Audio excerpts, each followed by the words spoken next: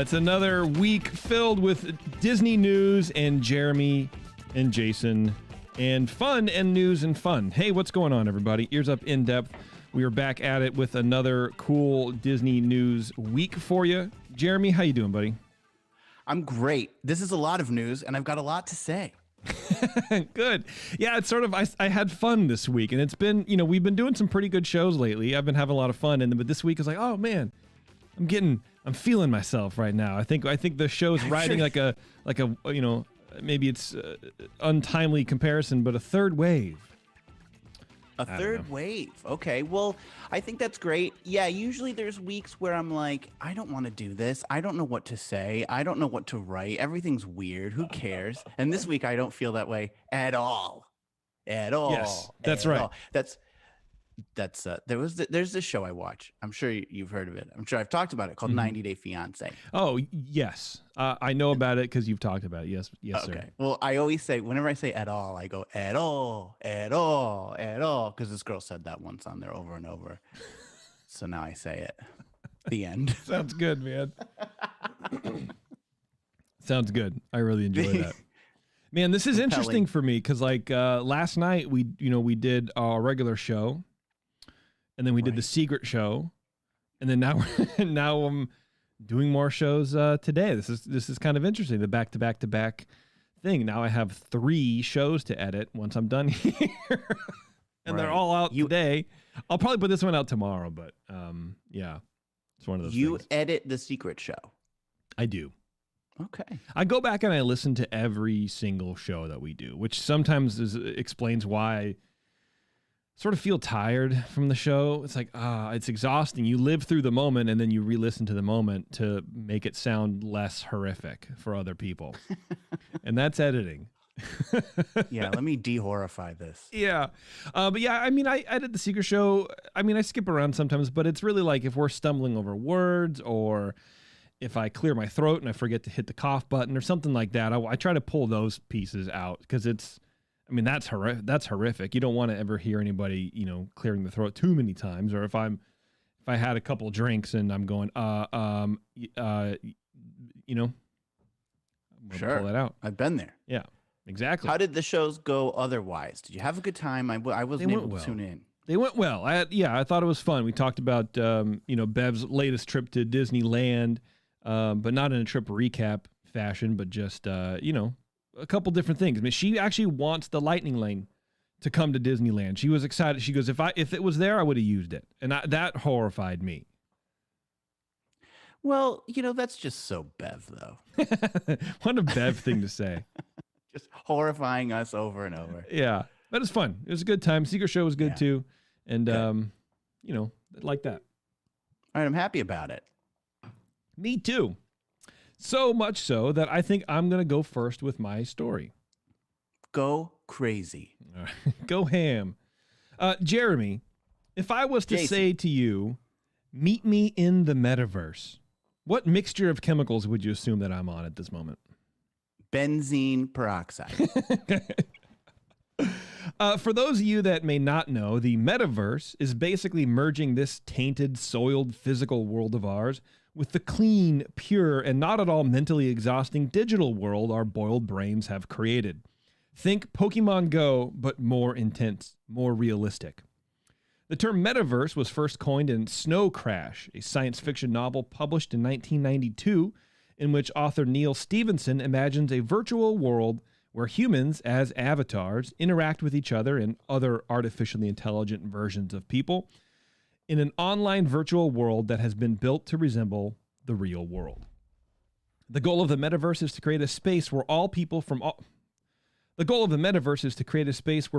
all over the world can interact with each other in the same space digitally. At least that's the 1,000-foot view.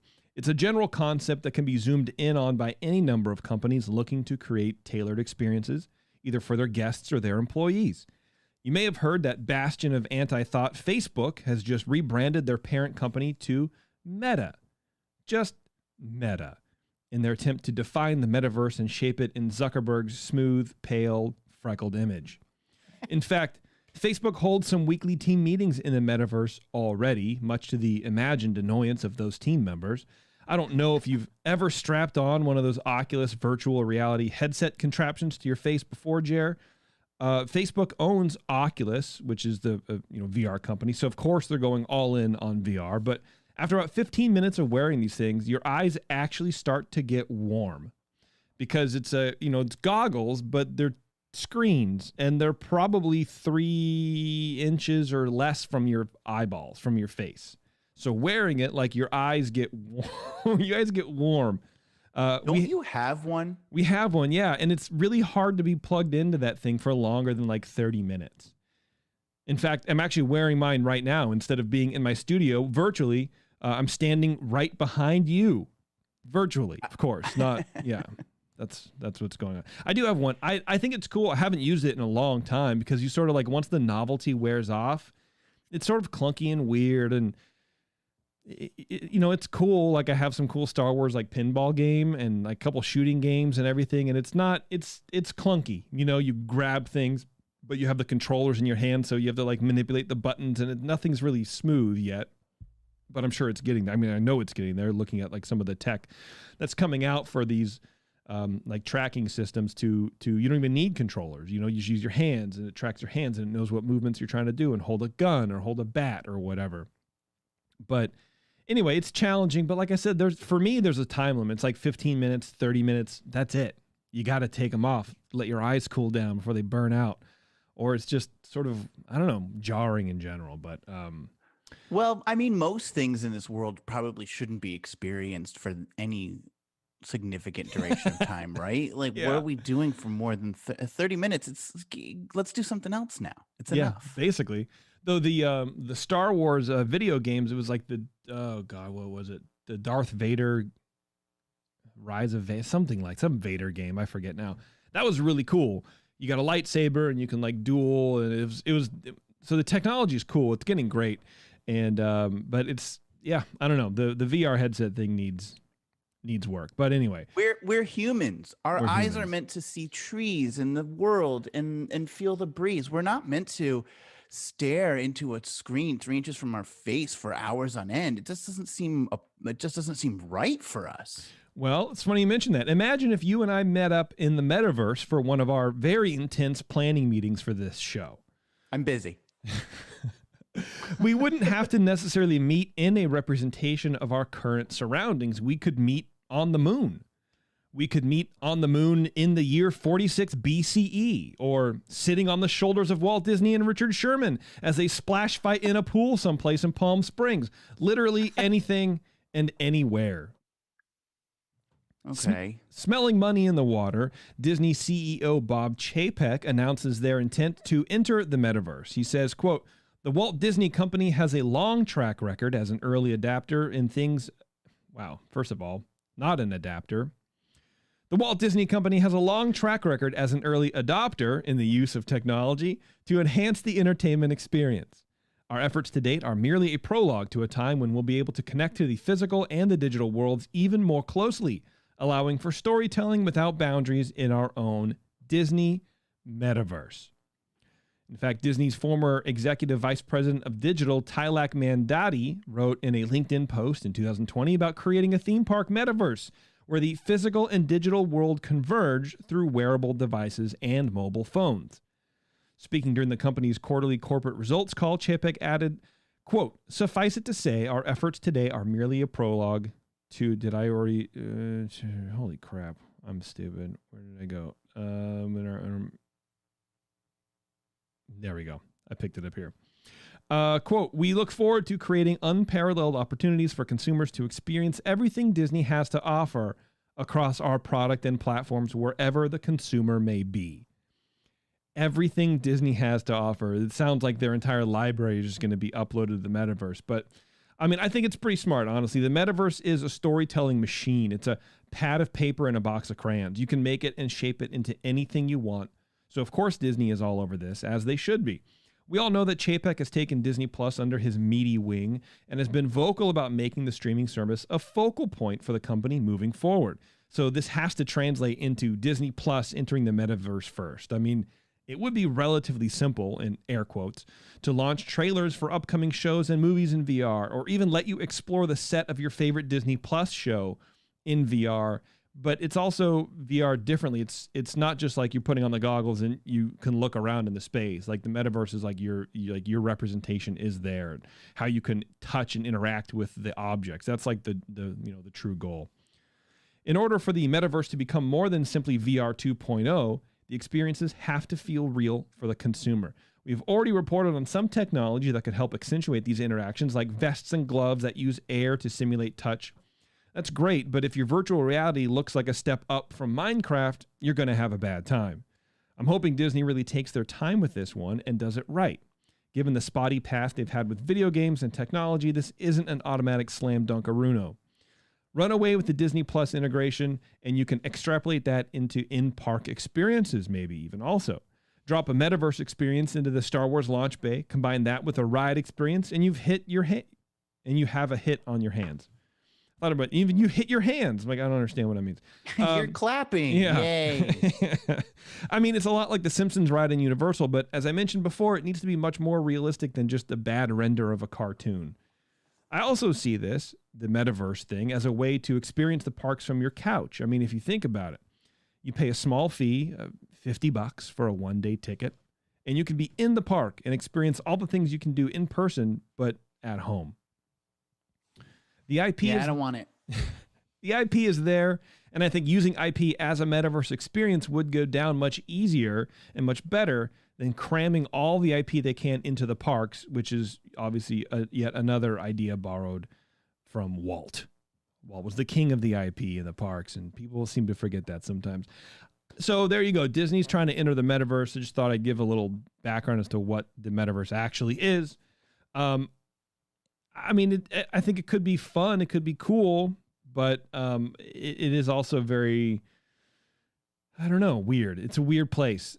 It makes sense for Disney to do, but the metaverse to me is odd. I agree with you. We should be interacting with people, but if you have like team members all across the world and they can meet in like a, defined meeting space in, Victorian England or whatever and like hang out, but also just, can you just send me an email? Tell me what you want. Do I have to strap on the headset and log in and, potentially get a little motion sick just so you can tell me that, Q3 numbers were looking good? I want to go on the record now stating that I am against the metaverse. I don't want anything to do with any of this. And, I don't trust Disney to make anything out of this. Disney can't even figure out how to make an iPhone app that works well right now. And we've had iPhones for 15 years, 12 years. And we're still trying to figure out how to just make an app that's not the most annoying thing on the planet. This is sort of what I'm saying. I don't like it. And now we're just going to be stumbling around with gloves and helmets on, bumping into things, thinking that we're in some other place with hot eyes. I don't want anything to do with it. I'm going to go sit by the pool and read a book. Go away. Hot eyes. Hot eyes. I mean, I don't like it. And that's sort of what I mean. Like their video games have been really hit or miss. I mean, to the point where they just dissolved their own video game, arm of the company because they just couldn't do it. They couldn't figure it out. And you're right. The apps are kind of funky and weird, and their website's funky and weird, and it goes down like, I don't know, man. This is not their forte. No, it's not. But I do understand it from like a entertainment perspective where it should be. I think this is the exact thing they should be trying to do, but it's just going to be very weird. I think. I don't know. I mean, maybe we're getting old. I'm definitely getting old. I think they'd be better off making an attraction that has some capacity that doesn't break down all the time. That might be something better. But think about it. Think about there's all these attractions, and this is probably us, and we're getting old. But think about there's all these attractions in Disneyland. One of our favorite things to do: get a cup of coffee, sit on a bench, and watch the marching band go by. Like that's what I enjoy. And those other things are nice, but if you could do that, like let's say you were, you couldn't get to the park or for whatever reason, you could do in 20 years or 10 years, you could do that. You can put on your VR headset and you would feel like you were at the park. And that's sort of the goal, I think, of these sort of entertainment like based system. Or maybe no one's really announced it, but they're delivering technology with like the haptic, feedback where you touch something in virtual space and you can feel it in your hand. They're working on smell. They're working on these other sort of sensory experiences as well. So maybe in 10 years you can go brew yourself a weird ass cup of coffee, sit down on your couch, log onto the metaverse, watch the Disneyland band go by, and have a similar experience. But at least it's something other than like being trapped at home. I don't know. All right. Well, I appreciate the efforts, and I hope it works out for someone. The 21st Amendment Brewery's latest beer release, Tropical Brew Free or Die IPA, puts an island vacation in their whimsically designed cans. That's right, cans. This refreshing year-round release, Tropical IPA, is brewed with pale and Munich malts, brimming with Azacca, Citra Cryo, and Mosaic hops, and topped with a splash of pineapple flavor. The result is a clean, refreshing beer featuring a mix of sweet malt, balanced bitterness, fruit-forward hops, and a nice tropical vacation at the finish. Tropical Brew Free or Die IPA is available at your local good beer shop, neighborhood taproom, and anywhere else people come together to find great craft beer. Thank you, Eric. Jason, this week, the ranks of Diz Twitter were once again sent into a tempest. Oh, I love it. I love hearing about Diz Twitter news, dude. Well, as you may or may not know, tomorrow, in fact, kicks off here in Orlando the D23 event, Destination D. Are you familiar with Destination D? Isn't that the shirt that people are trying to get banned? No, that's I gave her the D. Can you, if I walked in with a shirt that says I gave her the Destination D tickets? Oh yeah. You think think people would be like, that's gross? Is that gross? I don't know. People wouldn't. People would, by the time they were done reading it, you'd also probably make it a Supreme logo knockoff, and it would just all be.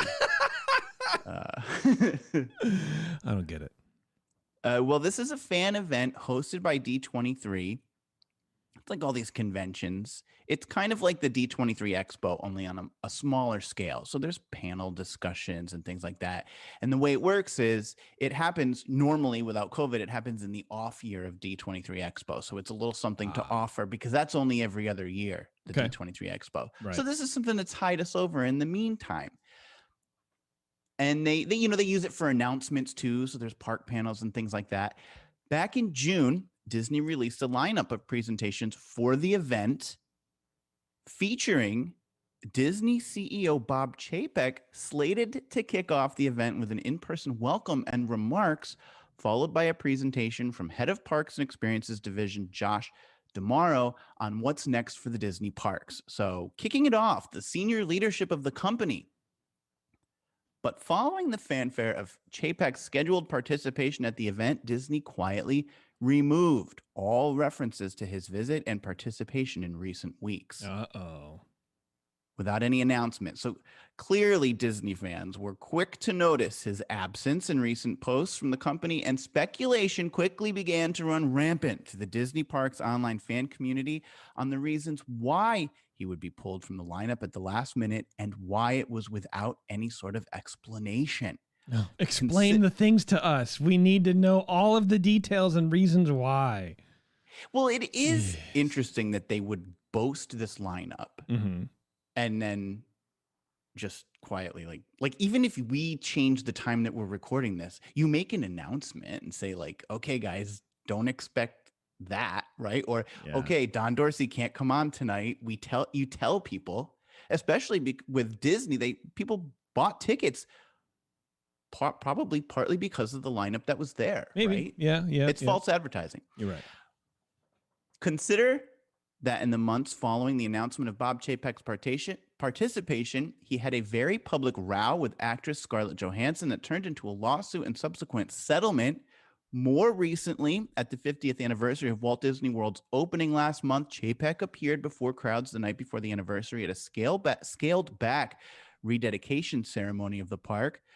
During the 50th anniversary ceremonies, there were reports of Chapek getting heckled by some fans for his management of the company and its parks. So to be fair, I personally have not seen any evidence of that. It's just out there. It's unsubstantiated, but those reports are out there. I just have not been able to find that video. Yeah, of course not. I wonder why not.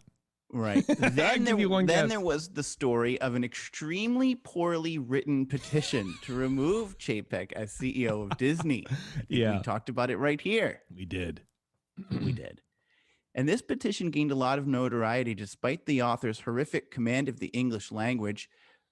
But it is, by the way, up to over 75,000 signatures, which allegedly counts current and former Disney employees and Imagineers in its ranks of its signatories. So the point that I'm making here is that he does seem to be making a lot of enemies. I think it's fair to say enemies in Hollywood, his fan base, and amongst the rank and file of his own employees. I think it's safe to say that this isn't a very popular guy, and he probably knows it. And now we have him discreetly, after all this, pulling out of an event that's planned months in advance and takes years to put together.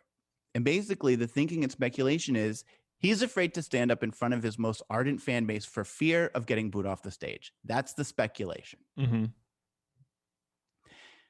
Well, this was going all over Twitter. It was causing a whole a tempest in a teapot. Okay. Disney and Chapek finally spoke out to address the situation and do some damage control to try to wrest control of this runaway story, citing a scheduling conflict that is preventing Bob Chapek from making it out east for the event, despite his commitment to be there months ago. Chapek went so far as to make an unscheduled appearance on the D23 official podcast to make his excuses for his unplanned absence. But the Disney PR spinsters were clearly at work, as before he talked about D23, he had a moment to reflect on his memories of visiting Disney World as a child. Number one. All right. As a kid, we know you used to travel from Hammond, Indiana every year with your family to the resort. What are some of your favorite memories from back then? Well, I think the first thing was just getting in a car and leaving the frozen tundra of the upper Midwest and making that trek down, and every 6 or 7 hours finding that the climate had changed just ever so slightly until you get into southern Georgia and northern Florida, and you're like, okay, I'm getting close. And then the anticipation increases until you finally get to Orlando, and it was just like, it was magical, but not as magical as what happened when you walk down Main Street. So the magic was leaving my house and driving, but it wasn't also magical like Main Street. Like he's not very he's not very dynamic. Also, does the host sound like Jimmy, or is it just me? Listen to this again. All right. As a kid, we know you used to travel from Hammond, Indiana every year. That's Jimmy from the Supreme Resort. I'm sorry. It does that right there. He does sound a lot like. That's Jimmy. why he never answers my phone calls. He's busy working on the D23 podcast. You call Jimmy? Sometimes. I mean, hi, is Jimmy there? Hey, Jimmy, come out and play. So when this is Disney. Obviously, they put him out here on this podcast because they want to correct the narrative here that he has a scheduling conflict. But they're also giving him an opportunity to kind of sound like a fan and fit in with us. And like he's been going to the parks for a long time. We've been going to the parks for a long time. We relate to this guy. Yeah, it's a reminder for sure. Yeah. When you ask me about my first trip to Disney World, I don't describe the plane ride as my most what impressed me the most. That's true. Yeah. He's talking about the change in climate as you go from north to south. That's what was so impressive about going to Disney World. Which is like the classic stereotypical. Like if I was going to ask you to write like a sketch about someone who is bad at conversation, you would go, oh well, this person's going to talk about the weather. Like that's just kind of the classic like stereotypical thing. That's exactly what he's doing. He's like, oh well, the weather was changing but when we got there, it was magical. Yep. Right. Thanks. Great. I mean, he does, if you listen to the whole thing, obviously I gave you a clip segment. He does start to talk. He's like, the sights and the smells of Main Street. Mm-hmm. But that's not the first thing he mentions. And I just think that's insane. And he does spend more time talking about the change in the weather as you drive south. Yeah. Okay, Bob. Yeah. Strike one. Yeah. We're not connecting with us. I know you're trying to tell a story, I guess, but that wasn't, sometimes an interview can just be an interview. It doesn't have to be a chance to tell a story. But that's what this is for them, is what you're getting at. So I get it. Right.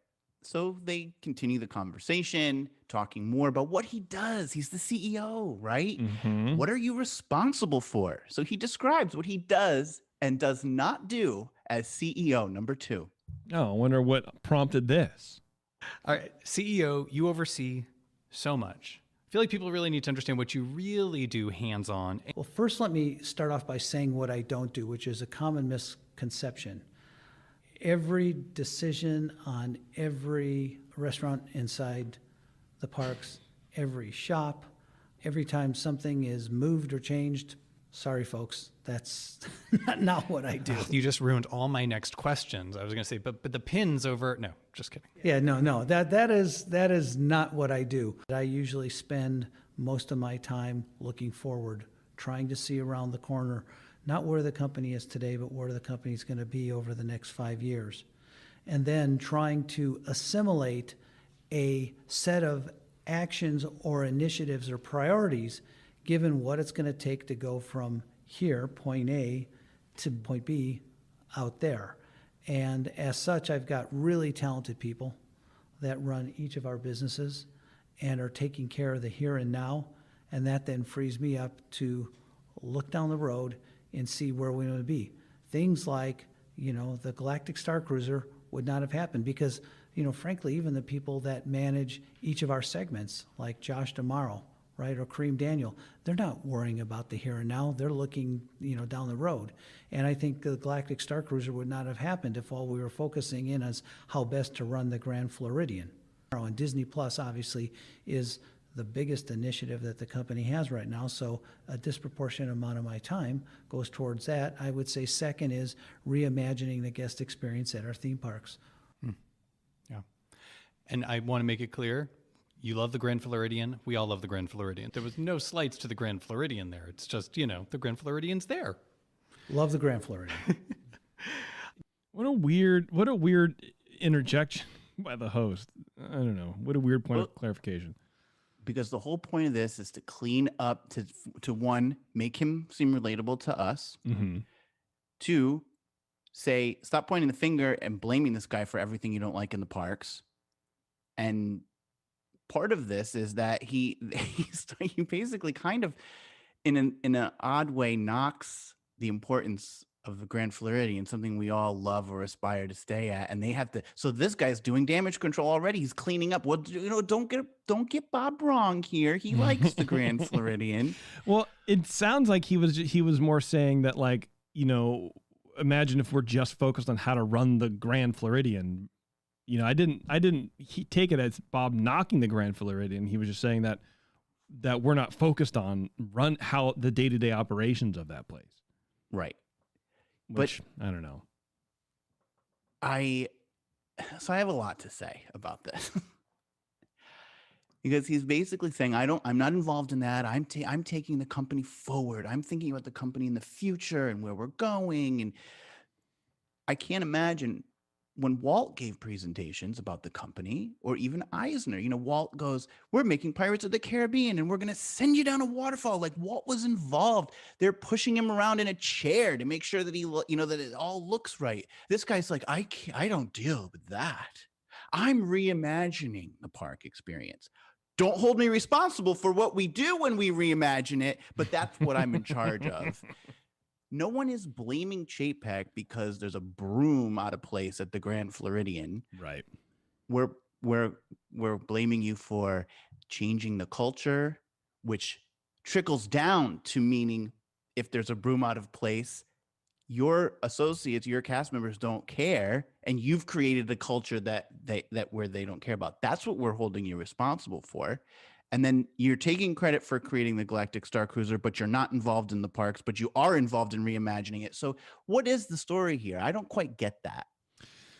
Yeah, I mean, it sort of seems like it was an afterthought to have him go on the show.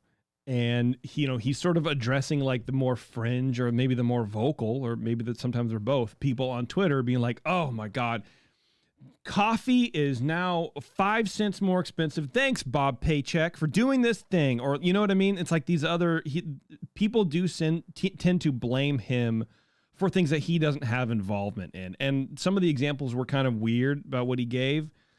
and I don't think they were like particular examples of what people have said online, but like even in that petition, there were things that weren't even up to him. He wasn't even in charge when these certain changes took place, and this petition is putting that on his shoulders. Mm-hmm. So that's definitely what he was trying to do, is like remind everybody, like, I don't deal with the small stuff. I'm like a moral, like controlling idea. I steer the ship, but I don't make sure that, the decks are clean. That's somebody else's job, without saying it's someone else's job. So I can understand the point behind it, but it wasn't done very well. Right. Yeah. No, it wasn't done very well. And I hear your analogy about the decks being clean, but the captain's responsible for the ship. And if the people who are responsible for making sure that the deck isn't cleaned aren't doing their job, the captain should make sure that that's happening. I agree. And so what I think the argument against him, if you want to make one, should be is, like you said, it's a culture change, not the specific small physical detail. Like that isn't, don't say, thanks, Bob, you did this. Thanks. Right. Instead, it's thanks, your ideas and lack of leadership are contributing to the fact that these things go unnoticed and unfixed. Right. And I think that maybe, that would make a little more sense, but that doesn't play well in headlines. It doesn't play well in blog posts. So you got to ramp it up. Right. Well, he continues. He goes on to explain that he will not be able to make it to the D23 Expo where he originally had been. So here's where he does finally address that elephant in the room, number 3. We will miss you, but we understand. Yeah, I'm sorry. I had every intention of trying to make it this year. As you know, I've made the last several, and I really love that event.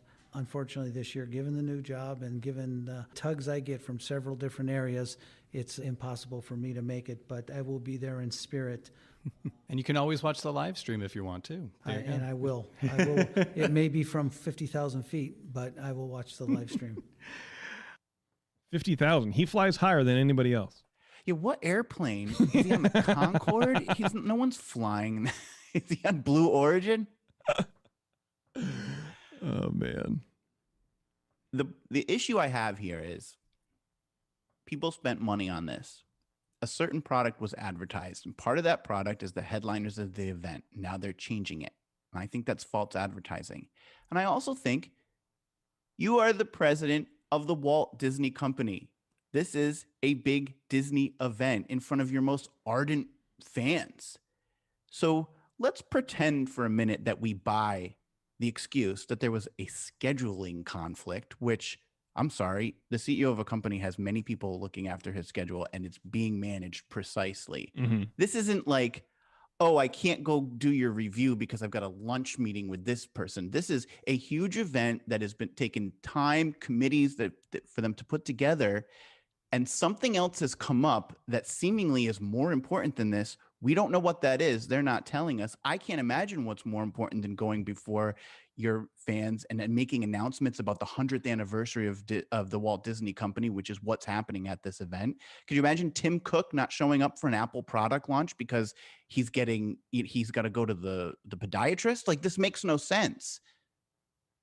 I don't understand what is coming up for him that he can't go to this event that he promised he would go to. I mean, I do think it's very clear that they are afraid of the backlash, because that is a worse PR nightmare than having him back out of the event. But I also don't really think people are going to stand up and boo him. I don't see a world where that would happen. But of course that's the real reason. And I think they even know it too, that like this is very obviously damage control, but what are we going to do? I don't know. So you think they really are worried about the booing? I think that there's yes, I do. I think that there's a reason why they're removing him. I don't think it's a scheduling conflict. I do think that there is, maybe not booing, but he wouldn't have a good time. The reception would be cold. Maybe they're concerned at worst, or at best, maybe that half the people won't applaud. Yeah. I think he could get jeered. Maybe. Yeah. I think I can make a lot of comparisons to Apple, but I remember when Steve Jobs was financially they were trying to shore up Apple back in the 90s, and Bill Gates made an investment and it kept Apple going. But, you know, back in the day, it was Windows versus Mac, remember? Well, they put Bill Gates on the big screen at one of these Apple events, and the crowd was brutal. I mean, they just booed. I mean, they hated Windows. They hate Bill Gates. He's the antithesis of everything Apple. So I do think when you have these fan events, things like this, and it's something that they're so against, I could easily see him having a very cold welcome, to say the least. Yeah, absolutely. It's funny. I read these headlines from one of the, few Disney news blogs out there, and it was like, honestly forget the name, but it was the one who like sort of broke that petition, who like dug it up from a year and a half ago, because that petition is old. And they dug it up, and then they threw it out there, and that's the only reason anybody even knows about this.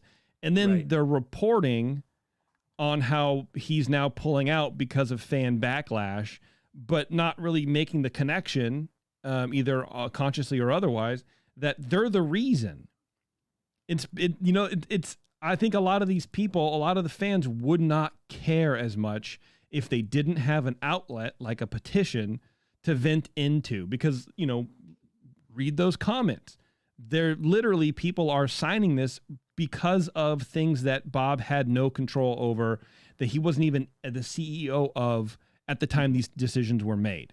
And this is just facts, but they want to be mad at someone. So, with an unruly crowd, or with people who have those sort of like breaks in logic, I feel like you do sort of have to protect your CEO a little bit and pull him out and be like, okay, we'll just figure this out and everything will be okay. But I do find it funny where like that Disney news site is like, oh, well, we're the news. We're just creating news now and then reporting on the backlash of the news that we created. And, we're standing by our reporting. It's like, shut up, dude. Stop. Don't worry about it. I think I told you, maybe it was on this show, maybe it was on another show. I dug up a petition to support Bob Chapek. Did I tell you about that? Yeah. Did you start it? No, I did not start it. So it must have been on the first show. So a couple shows ago, at the time of recording, they had 2 signatures. As of today, they have 2 signatures. I mean, I don't really see it like making the rounds, but it would be funny. It's called We Support Bob Chapek. And it's actually pretty funny because it's like it links back to that original petition a couple of times and sort of like dumps on it a little bit for just making no sense at all and having no grounds in like reality or whatever. So I do find it really funny.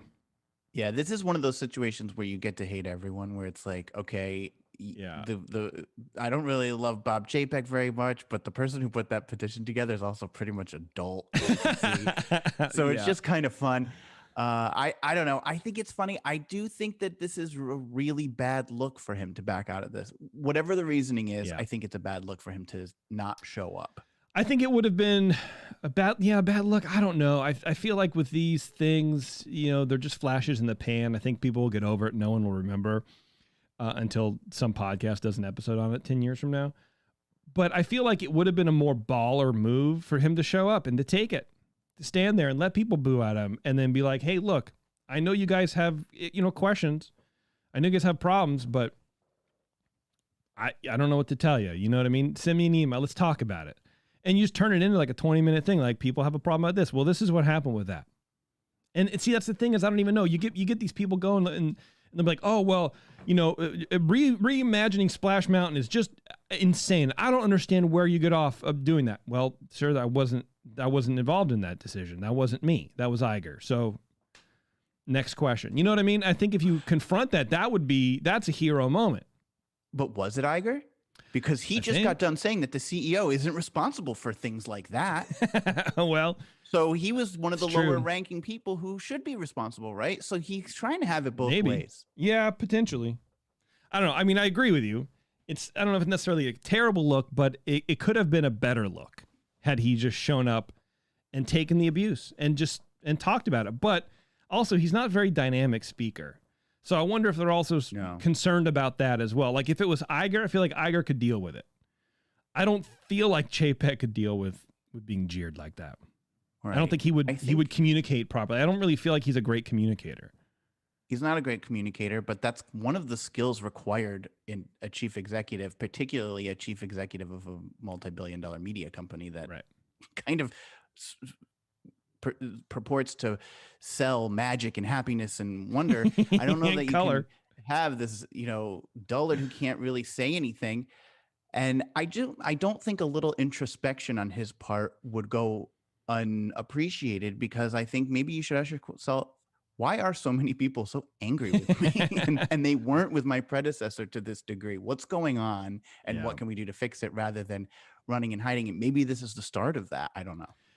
It's the last thing I'll say about it. I do feel like some of that is sort of the wake of Iger too. I feel like it's a lot of buildup. When you get upset at a company like this, especially with a company that we're all tied to nostalgically and whatever, financially, you let things build up and build up and build up. Like for me, the dislike of the Disney company sort of carries over from the Star Wars movies, from some of those Marvel movies, some of the decisions they made in the parks.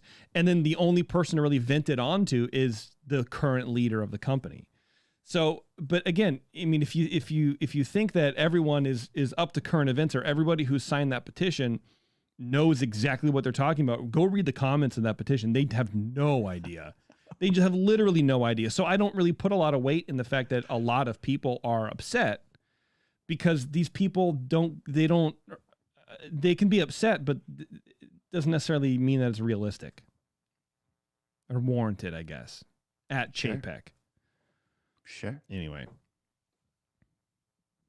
That's my story. That's your story. It was a long one. I told you it was going to be long. It was good, man. It was good. All right, let's take a quick break. And we're going to come back and we're going to do a couple more stories here. In depth, we'll be right back. And then we're just going to come back because that's editing.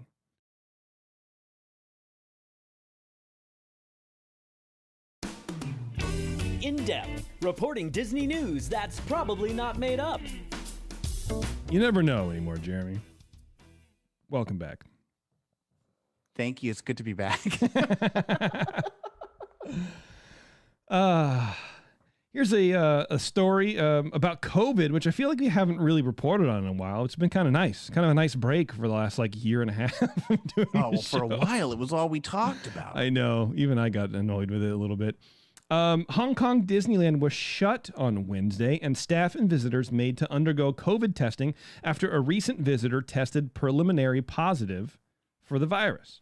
On Tuesday, the Hong Kong government issued a compulsory testing notice for those who visited the park between 11 a.m. to 6 p.m. on November 14th. Tests were required to be taken on or before November 18th, according to a statement on its website. Under Hong Kong's current COVID containment measures, wow, that's a mouthful. That's hard to say.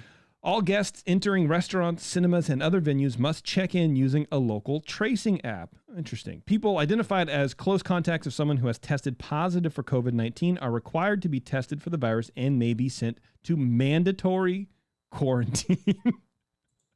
Which I'm all for, local tracing and contact tracing and all that kind of stuff, but mandatory quarantine, come on now. Yeah. Last month, Shanghai Disneyland and its adjacent Disney Town shopping district were placed under a snap lockdown, affecting tens of thousands of visitors and staff after 2 snaps and a lockdown. After a single confirmed case, authorities carried out mass testing before anyone was allowed to leave the park. And then I read on the story last night that 34,000 people were tested, no positive. So that's good. That's astounding. Yeah. Hong Kong's Disneyland was shuttered for 5 months. Blah, blah, blah. Anyway, there you go. Thought it was interesting, man. Hong Kong Disneyland shut down for a little bit so everybody can get tested. Well, that's good. I mean, shutdowns are coming. I don't know how close you watch the news, but the country of Austria today announced a 3-week lockdown for everybody, vaxxed or not. Oh, God. They're going back to it. All non-essential retail, done. There's a few countries in Europe that aren't doing well. Germany's not doing hot, but Brad, our local drinks maker, was telling me that the country of Portugal is close to declaring COVID an endemic rather than a pandemic because they've done such a good job. the amount of, it's almost 100% vaccination rate among like people 50 and up or something like that. Like they've been doing such a really good job at getting vaccines and just sort of, avoiding that all, that it's okay to like live with out there now because it's such a rare occurrence. Well, I Wild. say, obrigado, Portugal. Whoa. Damn. I didn't know you Means spoke thank you. Spanish. One word I know, Portuguese. Okay. Is it my turn again? It's your turn, man. All right. Do you know what one of my favorite attractions is? If you're you had to anything like guess. me, it'll be a park bench on Main Street. Okay, well, my second favorite attraction. Oh, okay. I don't know if it's my favorite. These rankings aren't that official. No, One no. of my favorites is It's a Small World. Okay. All right. Walt I feel was like it's involved in its design, its direction. The CEO of the company. He wasn't thinking about the direction and applying. He was working on the actual show. The music is by the talented Sherman Brothers, who we love, and much of its aesthetic came from the artwork of Mary Blair. It's a classic Disney attraction, and I love it. And it has capacity, so it eats up a lot of people, keeps the park moving. Can't argue with that. Each year at Christmas time, the Disneyland version of the attraction undergoes a transformation, both inside and out, with a holiday Christmas overlay. The normally white and gold facade receives colorful Christmas lights, and the famous It's a Small World soundtrack gets interwoven with classic Christmas tunes. The annual transformation is a favorite of Disneyland guests, but will likely not be seen this year. Oh, no. Well, yeah, this is not so good. While the exterior Christmas lights have been, what did I write? Have been illumination. See, I write the word illuminations even when I don't mean to, because it's just constantly in my brain. Sorry. Jeremy, illuminations. Oh, so the exterior Christmas lights have been changed over. So we're still getting the outside. Okay. But a mishap when they were refilling the flume after applying the internal overlay to the attraction caused a leak in the attraction's basement that not only caused severe damage to the Small World Toy Shop's stockroom, but much of the ride's mechanics, many of which date back to the 1960s. Oh, no. So that flume. The flume. Yeah. See, that's different. Disneyland, you get into a flume. Ours is just completely flooded. It's just how it's it was. weird. Yeah. Yeah, like ours is more like Pirates of the Caribbean, where it's just everything's just water.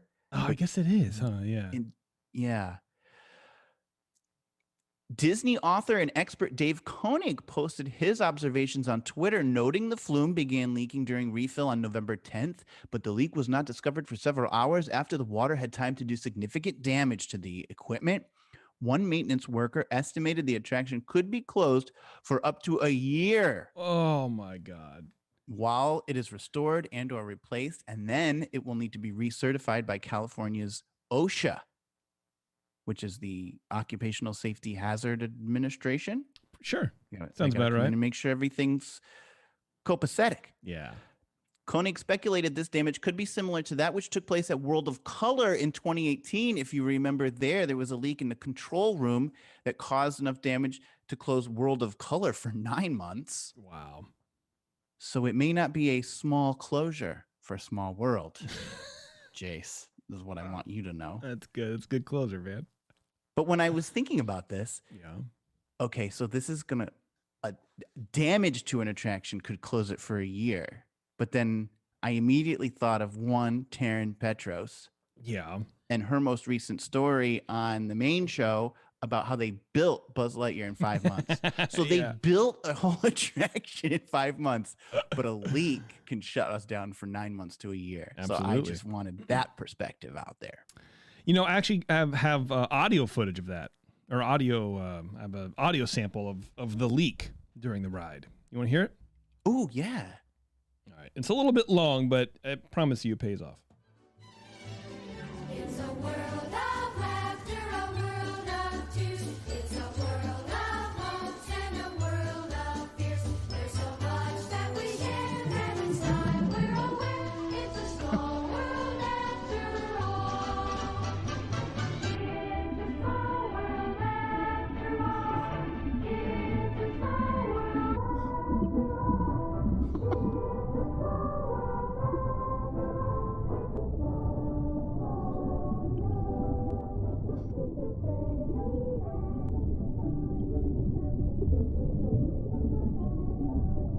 And that's how it sounds. I can't believe that Sounds nice. the luck that you had that mic when that just at the moment that happened. Well, I have my sources, my inside sources. So what do you just have like an underwater effect on that board?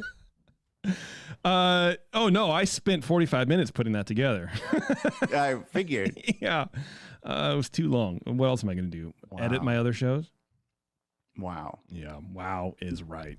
Is that the surprise that you That was alluded to at the beginning of the show? Yeah. Wow. Yeah. I thought it would have gone over excited. better. Yeah. Okay. That's great. Without an official announcement or fanfare, U.S. Disney parks are including a Black Santa Claus in Christmas celebrations this year for the first time in the company's 66-year theme park history. At both Disneyland Resort in Anaheim, California, and Walt Disney Resort in Lake Buena Vista, Florida, a Black Santa has been spotted at certain meet and greets and at after-hours Christmas parties. A Disney spokesperson told CNN that Santa Claus is represented in various ways in local and regional communities around the world, and in that spirit, Santa Claus will reflect the diversity of surrounding communities at both Disneyland Resort and Walt Disney World Resort. Disney parks are the latest place where families can see a non-white portrayal of Santa Claus, with more Black Santas appearing in recent years at shopping malls and in a recent Oreo cookie commercial. And blah, blah, blah. As expected, Disney guests and the general public have taken to social media with strong opinions. Twitter user @McAllen posted, "I'm pretty sure I just caught the very first Black Santa to ever be at Walt Disney World, and I'm seriously crying happy tears." No one believes you that you're crying happy tears, but I mean, seriously, yeah. Oh, what's your problem? Black Santa. I'm so happy. I'm just so happy about it. I think you'd probably just be like, oh, okay. Yeah, some users replied to that saying everyone knows Santa is not real. Victoria Wade, a theme park social media influencer who is Black, tweeted about the inclusion of a Black Santa at Disney parks, writing, quote, "Never in life did I think Disney would actually put a Black Santa in the park." Oh, that's a great thing to, I don't know, whatever. It's such a boring take. The move made her emotional and more likely to spend money attending the parks. Oh yeah, well sure, if you're a theme park social media influencer, you want to get noticed, you're going to go, I feel seen, and I'm going to spend more money now because of that. I mean, come on, dude. It's the most carved out social media influencer response ever. But I mean, I'm sure people are stoked about it, and I think it's cool. Is there, or are there going to be other Santas represented, such as an Asian Santa or Hispanic? I don't know. What else is happening? I think there should be. I mean, if we're gonna do one, we're gonna do everybody. I mean, everyone should be included if we're gonna have the fifth key as inclusivity or whatever it is. Right. I agree. I think we should be seeing more of that. There should be more calls for that. But that's what I got. That's my story. Well, that sounds great, and it kicks us right off into the holiday time period. Season. You know that holiday time period that everyone is so excited about? I love holiday time periods. They're my favorite. Yeah. Is that all you got, Jer? That's all I've got, except that I'm crying tears of joy. I'm so we've happy. done I'm another literally episode. crying tears of joy right now, guys. So cool. All right. Thanks a lot, everybody, for tuning in. Really appreciate it. And, don't forget to listen to our other shows, too. We have Scraping the Vault. We have Bantha Milk. We have The Supreme Resort. And you can find all of those on our webpage, as well as in your podcatcher apps and all that kind of fun stuff. So check out what all those people have to say. They do some weird, wacky stuff. And I don't even really know. I just sort of push the button. That's just me. That's what I do. Yeah. Anyway, everybody, thanks a lot for tuning in, and we'll see you later.